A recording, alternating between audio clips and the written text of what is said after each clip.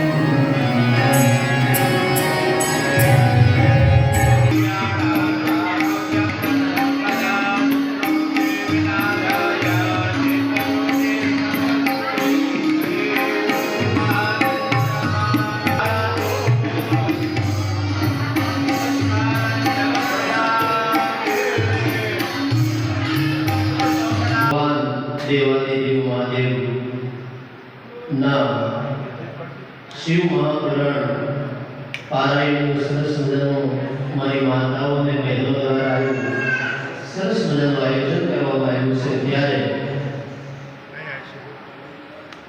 આપણું ભાવનગર એ ભાવેણા ધરતી અને એમાં પણ આ કૃષ્ણકુમાર સિંહજીની પાવન ધરા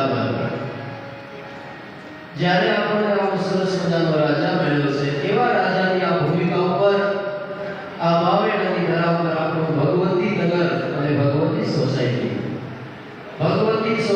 અહીંયા કંઈ નહોતું ત્યારે ભગવતી સોસાયટી બનેલી છે। બહુ પુરાતન સોસાયટી છે।